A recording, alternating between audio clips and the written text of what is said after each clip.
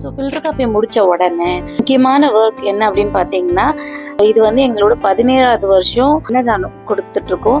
அந்த அன்னதானம் என்னன்னு பார்த்தீங்கன்னா, நம்ம வேளாங்கண்ணி மாதா கோயிலுக்கு வந்து எல்லாரும் பாத யாத்திரை போவாங்க.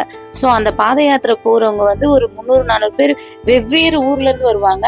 அவங்க ஒரு நாள் நைட்டு வந்து ஒரு ஊரில் ஸ்டே பண்ணுவாங்க. அந்த அந்த இடத்துல வந்து டின்னரே இருக்காது. ஸோ எனக்கு தெரிஞ்சு நான் வந்து ஒரு 50 பேருக்கு ஸ்டார்ட் பண்ணினேன். இப்போ வந்து காட்ஸ் கிரேஸ், மாதாவோட பிளெஸிங்ஸ் தான் இப்போ வந்து நாங்கள் வந்து ஒரு 300 பேருக்கு கொடுக்குறோன்னா பார்த்துக்கோங்க.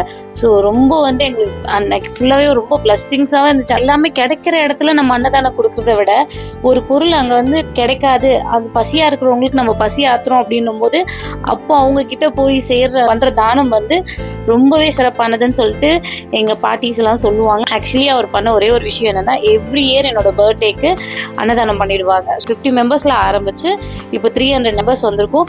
அதிகரிக்கும் நான் நினைக்கிறேன். காட்ஸ் பிளெஸிங்ஸ் தான். இது எல்லாத்துக்குமே வந்து காரணம் இவர் ஒருத்தர் மட்டும்தான். ஆனா நான் வீடியோ எடுக்கிறது இவருக்கே தெரியாது. ஸோ இவருக்கு தெரியாமலே நான் இவருக்கு ஒரு வீடியோ எடுத்திருக்கேன். ஸோ நம்மளோட தேங்க்ஸ் அவருக்கும் சொல்லணும் இல்லையா. இந்த ஃபுட்டெல்லாம் வந்து கிடைக்காத இடம் என்னன்னு பார்த்தீங்கன்னா, சூனாமேடுன்ற ஒரு ஏரியா தான். அந்த ஏரியாவில் வந்து ஆஃப்டர் 37க்கெல்லாம் வந்து எல்லா கடையும் அடைச்சிடும். 9 o'clock எல்லாருக்குமே வந்து டின்னர் கொடுத்து முடிச்சிட்டோம். ஸோ இதை பார்க்குற நீங்களும் வந்து அன்னதானம் பண்ண ஸ்டார்ட் பண்ணுங்க. நிறைய பேருக்கு இல்லைனாலும் அட்லீஸ்ட் ஒருத்தருக்காகவது கொடுங்க.